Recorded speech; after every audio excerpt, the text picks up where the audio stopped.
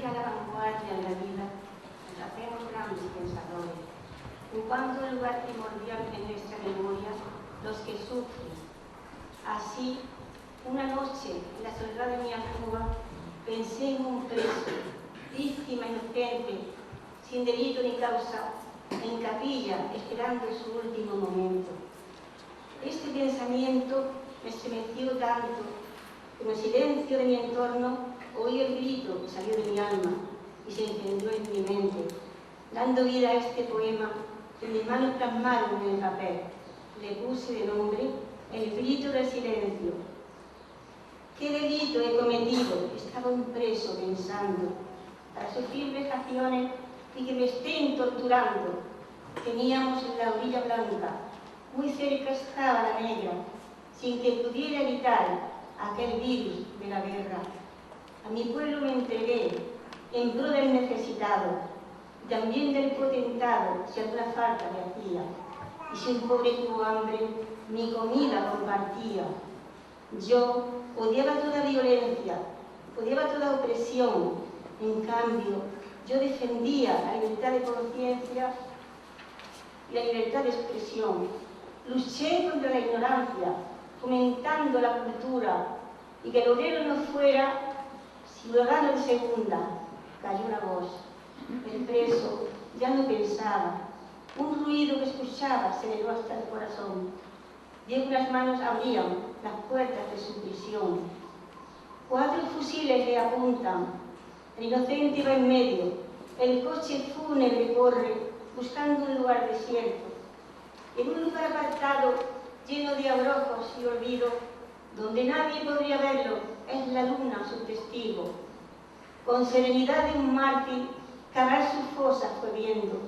Dio en la prisión 1000 pesetas para pagarse su entierro. Solo pidió con clemencia que le dejaran bien muerto. Llegó el momento final por el funeral del preso. El silbido de las balas fue lo que rompió el silencio, y no tuvo ni una flor que acariciara su cuerpo. Fue la sangre de sus venas la que le dejó cubierto. El misterio de los tiempos se llevó a aquel hombre bueno. Los satánicos fascistas bien aislados lo pusieron. Ya los tiempos han cambiado. Se puede contar la historia de aquel alcalde de un pueblo. Con afán de peregrino se van buscando sus restos y al cabo de casi un siglo se oye el grito del silencio.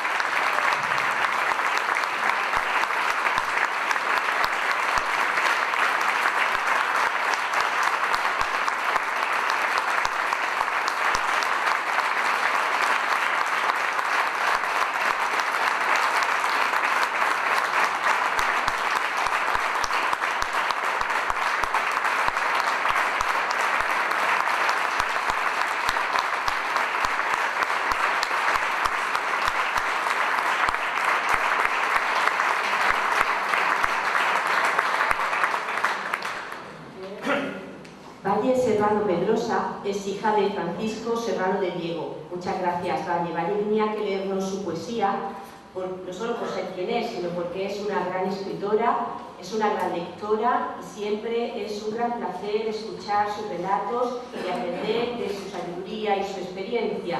Es participante activa del Club de Lectura de la Mancomunidad, donde lidera a más de 80 mujeres de la comarca. Así que muchísimas gracias, Valle.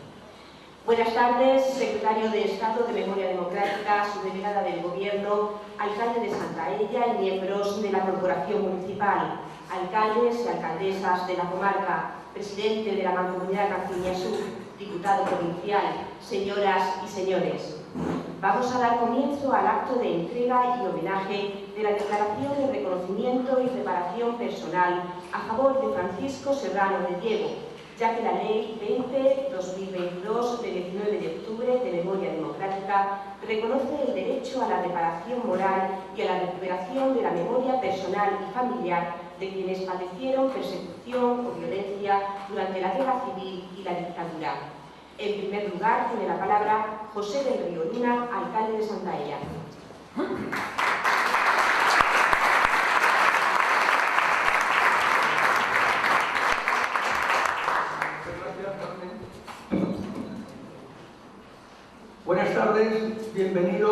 Santaella, excelentísimo señor secretario de Estado, ilustrísima señora subdelegada del Gobierno de España en Córdoba, autoridades, compañeros, compañeras, alcaldes, alcaldesas y concejales, miembros de la corporación de nuestro municipio. Y también, como no, familiares del homenajeado, sobre todo Vallecita, que es la que realmente eres el alma y la más afectada del tema. Hoy es un día muy especial para nuestro pueblo. Hoy, por fin, se hace justicia con una persona querida por Santaella y olvidada por distintos gobiernos de la democracia. Lo más horrible que le puede suceder a una nación es una guerra entre hermanos, que solo dejó sufrimiento y desolación. Por ello, nuestro deseo es que este acto y lo que hoy estamos viviendo sirva para reflexionar y que aquello no vuelva a ocurrir nunca más. Hoy, querida Vallecita, querida amiga, como te llamamos, lo que te queremos, Vallecita, Serrano, todos estamos contentos si esto sirve para aliviar tu dolor, que durante tantos años has llevado dentro de tu corazón. Santaella es pueblo de bien, por lo que queremos que este acto sirva para demostrar que el respeto, el diálogo y la tolerancia sean las únicas armas en nuestra democracia. Muchas gracias.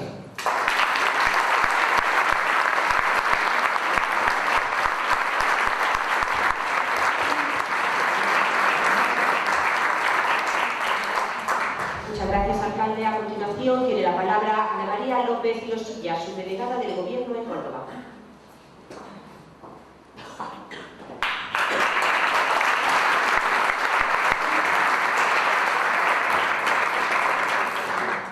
Muy buenas tardes, muchas gracias, señor secretario de Estado, alcalde.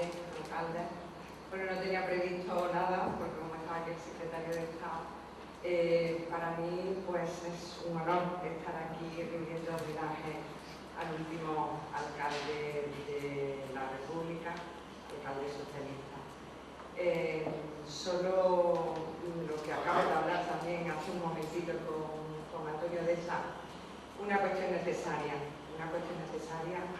y darle a conocer a todos nuestros jóvenes lo que fue, yo creo que es de justicia hacerlo, y solo estoy agradecida por estar aquí. Creo que hay que hacerlo, que había que hacerlo, y estoy contenta y agradecida por poder estar en este acto. Muchas gracias.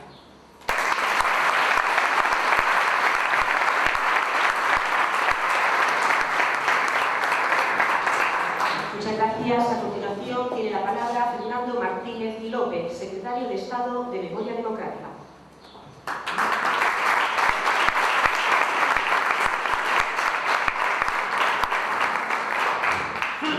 Bueno, buenas tardes a todos y a todas, alcalde.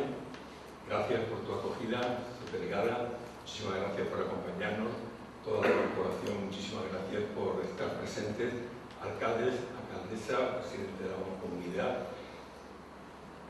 Bueno, yo creo que Rosa, aquí estamos. Aquí está el Gobierno de España para hacer algo que se tenía que haber hecho hace mucho tiempo. Y es hacer una reparación y un reconocimiento por algo que no tenía que haber ocurrido nunca. Un reconocimiento y una reparación al último alcalde republicano que fue asesinado fundamentalmente por defender los valores democráticos, la legalidad republicana de aquel momento, y que fue asesinado por defender a sus conciudadanos como alcalde, pero también como agricultor, defender a aquellos trabajadores del campo que en aquellos momentos estaban sistemáticamente reivindicando mejores salarios para sus compañeros.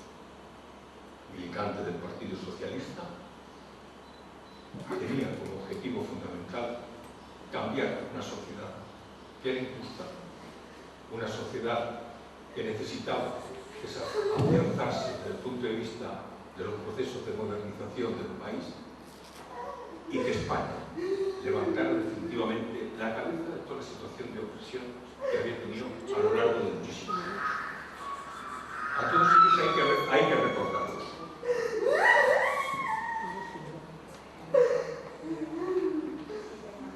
Sí, le da sentimiento. A todos ellos y a todas ellas hay que recordarlos. Y hay que recordarlos, como decía la alcalde, para que nunca más se vuelva a producir los hechos traumáticos del pasado. Y sobre todo recordar a los que han sido olvidados durante tantísimo tiempo. Las víctimas de los vencedores fueron recordadas y reparadas a lo largo de muchísimos años. La víctima de los vencidos había habido un tratamiento asimétrico y el gobierno democrático de España quiere poner las cosas en su sitio. Hablamos de todas las víctimas, pero queremos reparar los que no han sido reparados. Y hoy aquí es un día de justicia. Y este acto obedece a un deber de memoria. No podemos olvidar las cosas. No podemos pasar páginas sin leerla. Entre otras cosas, porque si no conocemos qué es lo que ha pasado, siempre se puede volver a reproducir algo que la sociedad española democrática no quiere. Así es que, Valle, Rosa, a toda vuestra familia, aquí estamos, como decía al principio, y aquí está el gobierno de España para cumplir con este deber de memoria que estamos haciendo por muchísimos pueblos y muchísimas ciudades. Un gobierno de coalición, un gobierno que ha aprobado una ley de memoria democrática que ancla en los derechos humanos, que ancla en el deber de memoria. Antonio, estamos haciendo todo lo que podemos para poder sacar todos esos cuerpos que hay en el cementerio de la Salud, en el cementerio de San Rafael. Es un deber de memoria. Y un deber de memoria que no solamente incumbe a los familiares, que sí, a ellos, incumbe a toda la sociedad. No podemos mirar para otro lado. Esto no reabre heridas. Al contrario, contribuye a cerrar las que aún hay abiertas. Esa herida de Valle, de Rosa, acordándose de Francisco Serrano, de su padre, de su abuelo, que nunca perdió la dignidad, nunca, que fue con la cabeza muy alta de lo que había hecho y estaba haciendo. Pero sin embargo, no le habían reconocido hasta ahora la dignidad institucional.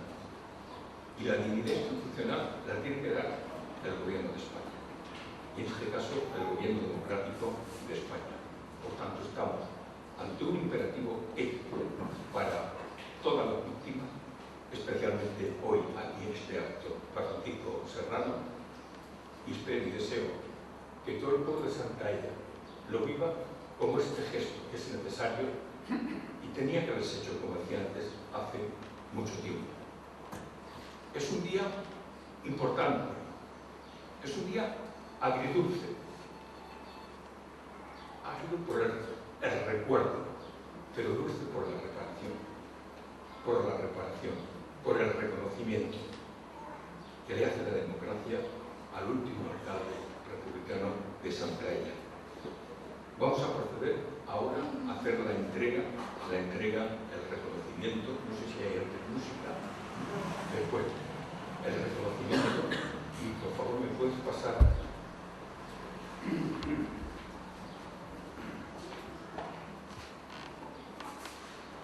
Voy a leer lo que ha firmado el ministro de Política Territorial y Memoria Democrática. Dice lo siguiente: declaración de reconocimiento y reparación personal expedida por el Gobierno de España y en su nombre el ministro de Política Territorial y Memoria Democrática. Tras el estudio de la solicitud 23 de GM 672 ha quedado acreditado que don Francisco Serrano de Diego padeció persecución por razones políticas e ideológicas durante la Guerra de España 1936-1939. natural de Santaella, Córdoba, de 41 años y agricultor de profesión. Fue militante del Partido Socialista Obrero Español y alcalde de esta localidad. Al comienzo de la guerra fue cesado en su cargo por el gobernador civil, siendo detenido el día 20 de octubre de 1936 y trasladado a la prisión provincial de Córdoba al día siguiente. Fue ejecutado extrajudicialmente el 26 de octubre del mismo año en aplicación del bando de guerra. Visto que don Francisco Serrano de Diego tiene derecho al reconocimiento y a obtener la reparación moral y la recuperación de su memoria personal, familiar y colectiva, visto lo dispuesto en el artículo 5 de la Ley 20/2022 de 19 de octubre de Memoria Democrática, se declara ilegal e ilegítimo el tribunal bandos de guerra que juzgaron o por los que se asesinó a don Francisco Serrano de Diego. También son declarados ilegales los jurados y cualesquiera otros órganos penales o administrativos que a partir del golpe de Estado del 36 se hubieran constituido para imponerle por motivos políticos, ideológicos, de conciencia o de creencia religiosa condenas o sanciones de carácter personal, así mismo como la ilegitimidad y nulidad de todas las resoluciones de estos organismos de represión especiales. Se declara igualmente ilegítima y nula la condena, sanción o resolución dictada contra don Francisco Serrano de Diego, tanto judicial como administrativa, producidas por razones políticas, ideológicas, de conciencia o creencia religiosa durante la Guerra de España o posterior dictadura. Por lo anteriormente expuesto, el ministro de Política Territorial y Memoria Democrática expide a su favor la presente declaración de reconocimiento y reparación personal en virtud de lo dispuesto en el apartado 1, artículo 6 de la citada Ley 20/2022. Madrid, 29 de mayo de 2024, Ángel Víctor Torres Pérez.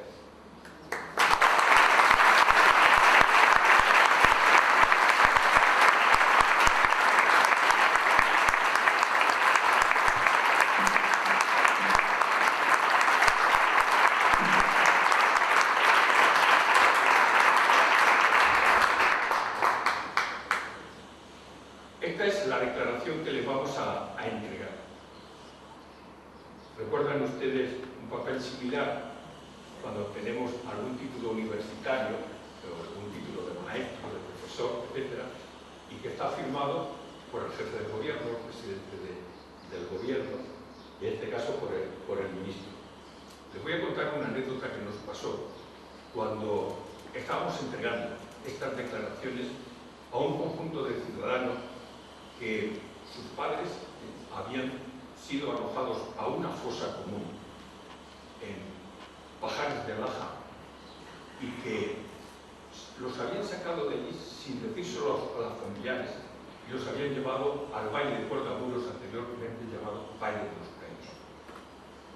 Cuando le entregamos esta declaración a uno de ellos, rápidamente nos quería quitar el micrófono. Y dice, bueno, ¿es usted? ¿Puede usted intervenir? No, yo quiero intervenir ahora. Y nos dijo lo siguiente: esto es lo más grande que me ha podido pasar a mí en mi vida y es lo que siempre he estado soñando que me hiciera el Estado español. Ahora voy a hacer 3 fotos. Una la voy a poner en la fosa común donde estaba mi padre y que lo sacaron ahí sin conocer absolutamente nada de la familia. Y las otras 12 las voy a poner en los bares del pueblo, para que todo el mundo sepa que mi padre no era un criminal, que mi padre era un defensor de la democracia y de la legalidad institucional republicana en aquel momento. No os podéis imaginar la emoción que nos causó a todos aquella declaración de este hombre que por fin se veía reconocido por el Estado. Un Estado que había arrebatado en aquel momento a su padre, y que el gobierno, en este caso el gobierno de la democracia, le devolvía la dignidad, que nunca perdió, pero la dignidad institucional que se merecía.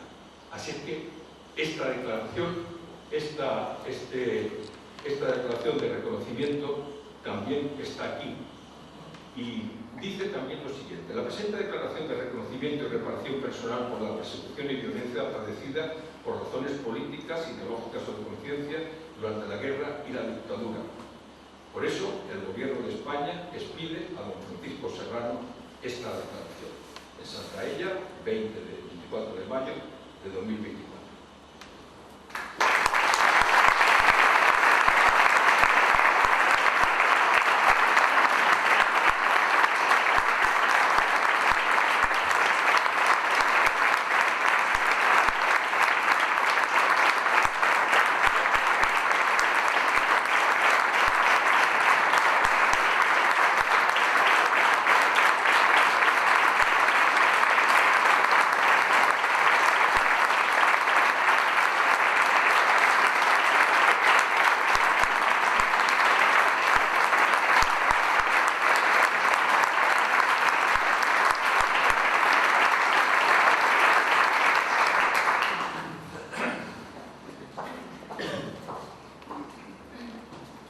Tiene la palabra Rosa León Serrano, nieta de Francisco Serrano de Diego.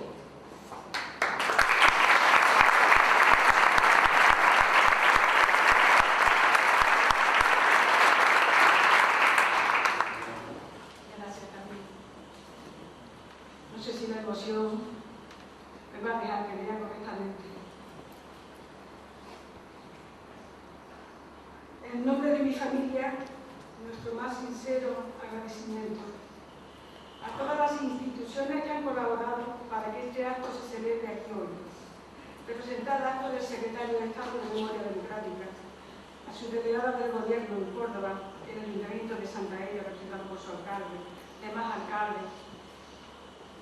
También nuestro agradecimiento al Foro por la Memoria en Córdoba, por todo lo que nos ha ayudado con la documentación, por toda la labor que está haciendo.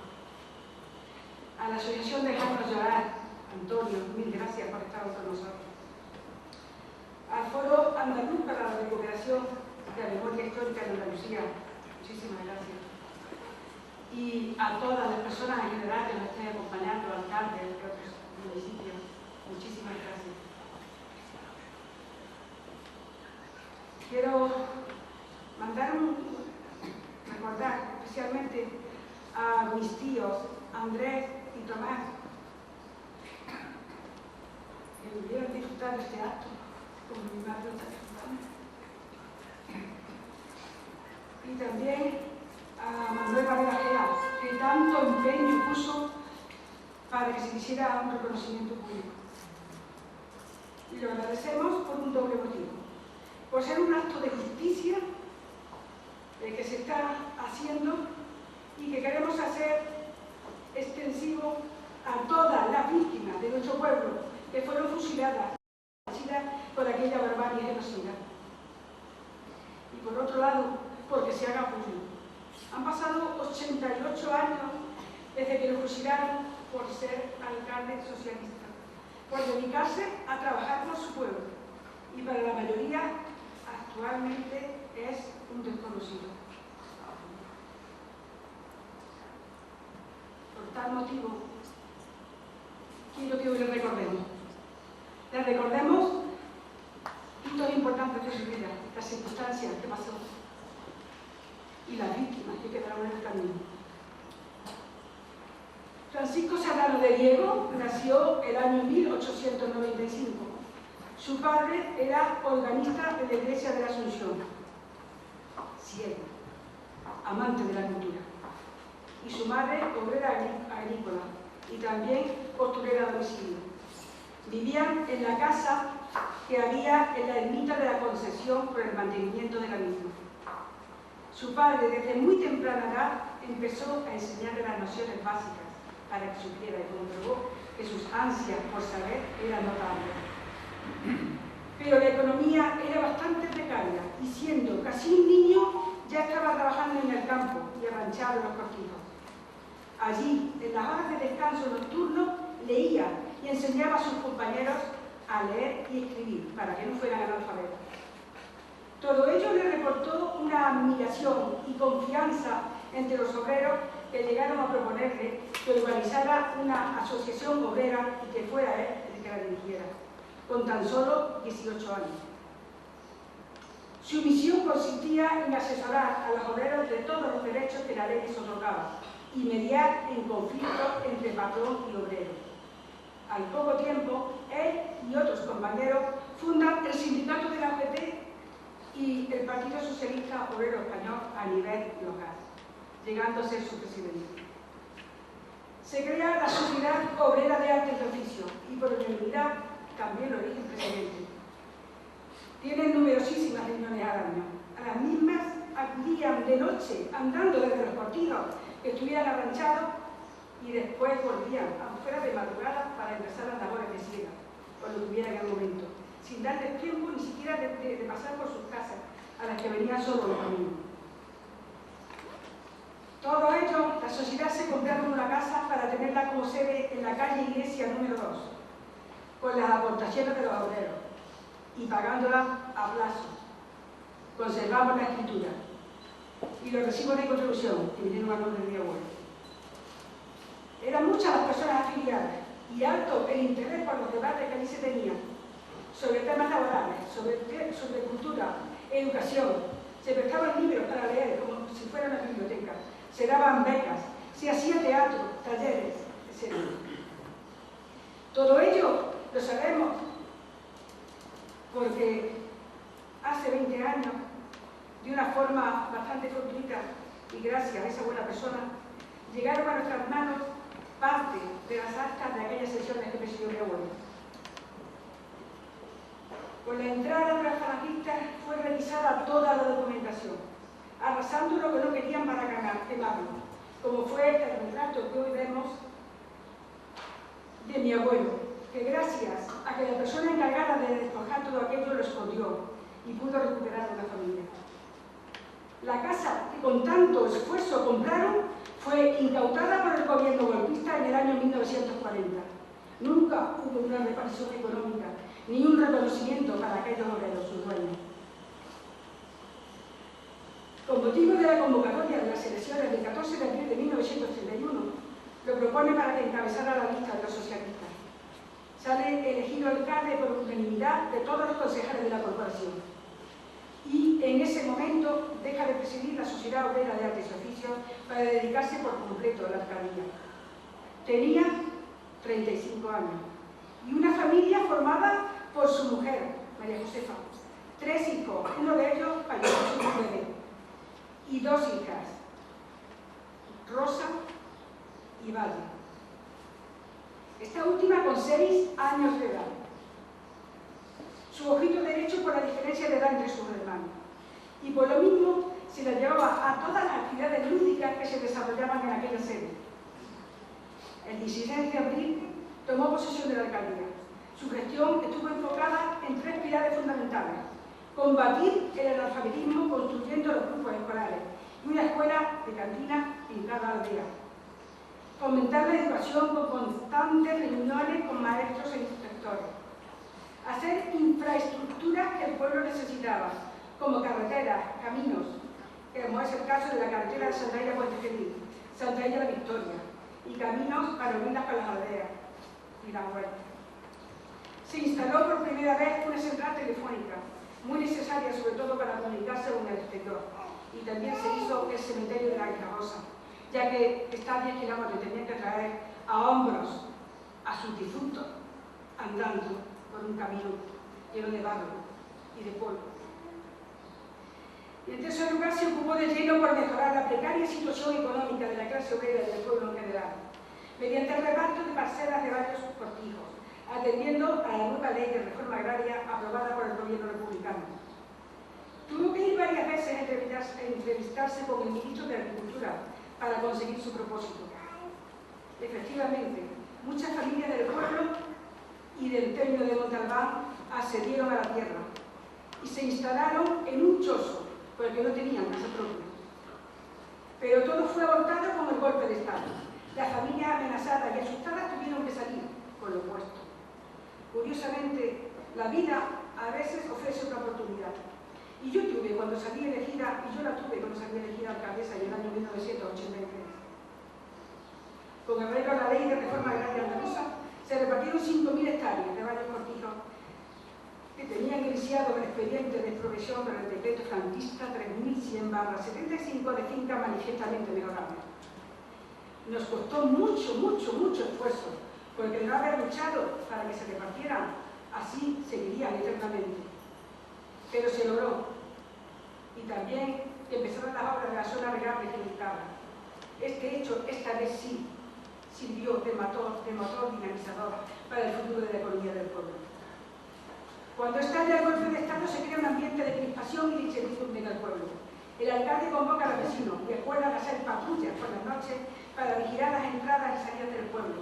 Y no hubiera pillajes, asesinatos, ultrajes o robos a la iglesia, al bar y a Santo Cristo.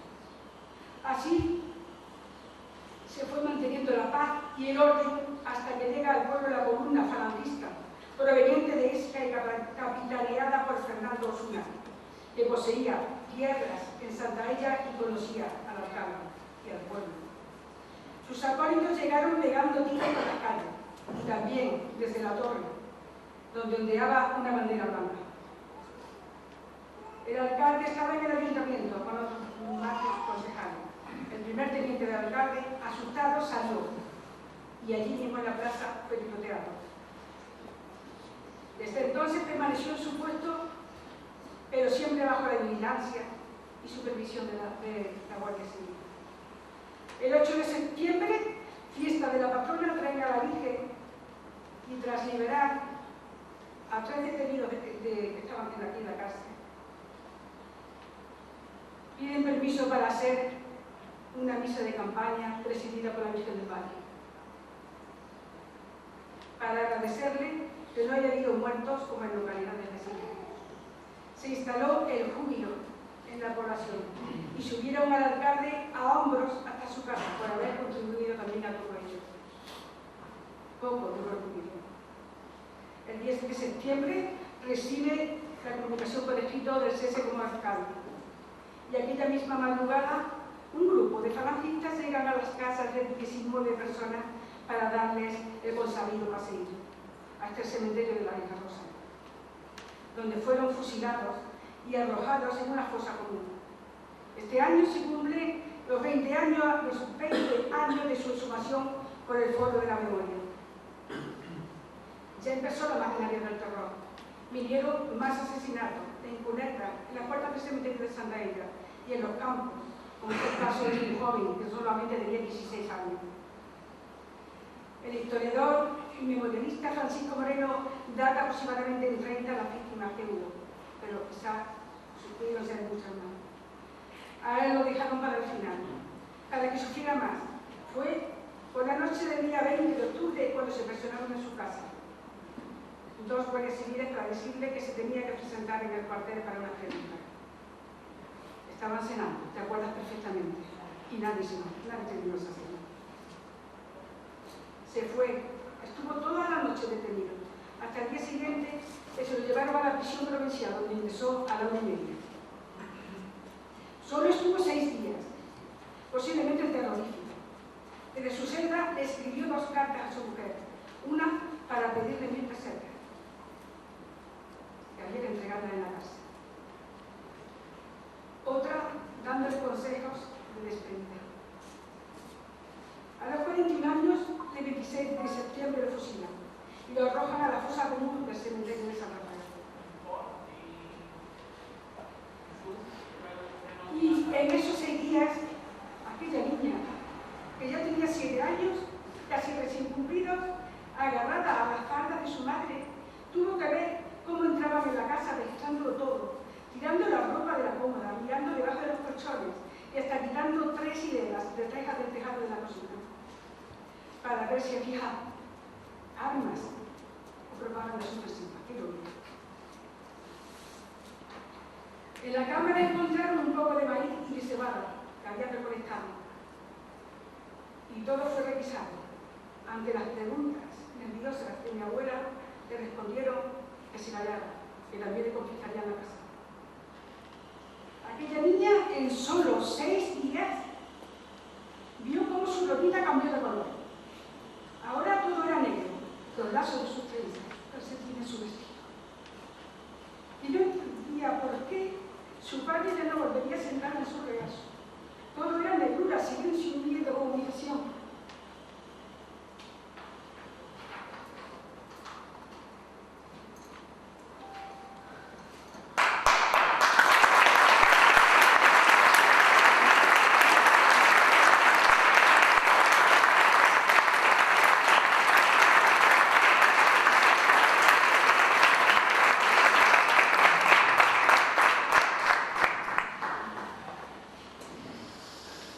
En la escuela, alguna niña mayor que ella, más de una vez, les dijo a las demás que no jugaran con ella porque era la hija de un rojo.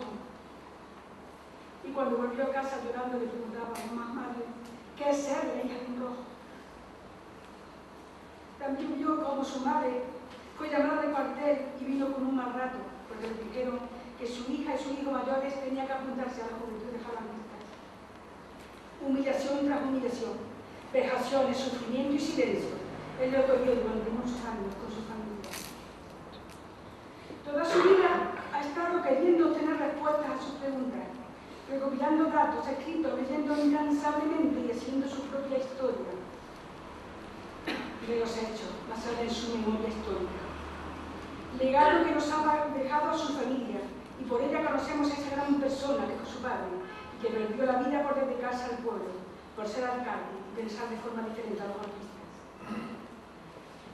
Por eso, este reconocimiento es también para ti. Madre, teníamos 2 asignaturas pendientes. Una se acaba de cumplir hoy, y con muy alta nota. La otra, confiemos en que podamos lograrlo. El día que nos lleguen sus gestos y lo depositemos donde la familia crea conveniente, se habrán cerrado todas las heridas. Acabo leyendo uno de los párrafos que quizás tú no te acuerdas, que lo escribiste ya hace un tiempo, en un folio que había encontrado, de tantas cámaras como tenés escrito. Y dice así: no está en mi mano, queridos nietos y nietas, que germinen vuestros sentimientos del odio o el rencor hacia nadie. Yo ya hace tiempo que perdoné, porque estos sentimientos félicos son abrasivos, aprisionan el alma y queman su libertad. Sed buenos demócratas, y así, día a día, estaréis honrando la memoria de aquel que, torturado, dio su vida por defender la democracia y la libertad.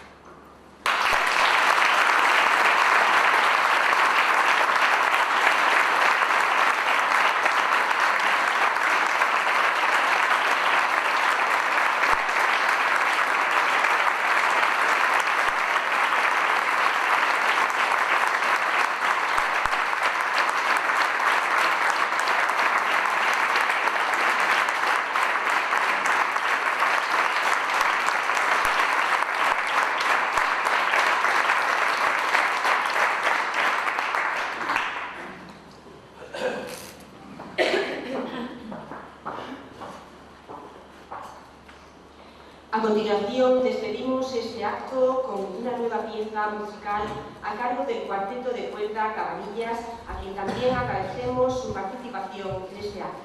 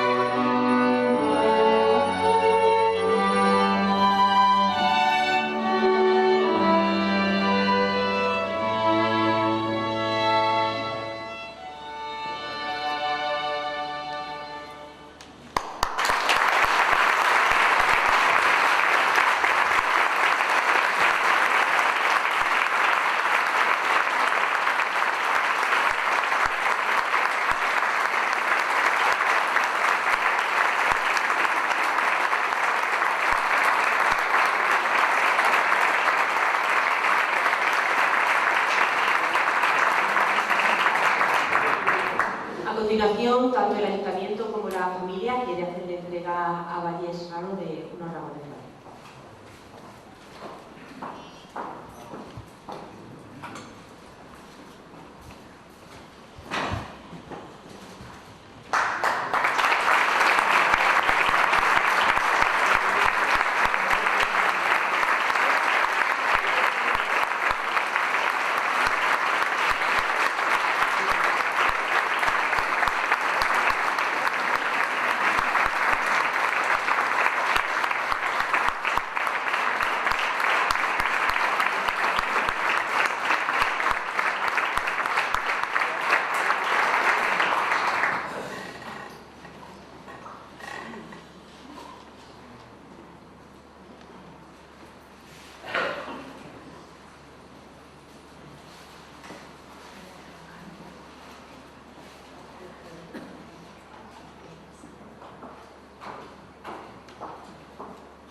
Con esta entrega de ramos de flores por parte del Ayuntamiento y de la familia Avalle damos por finalizado este acto. Muchísimas gracias.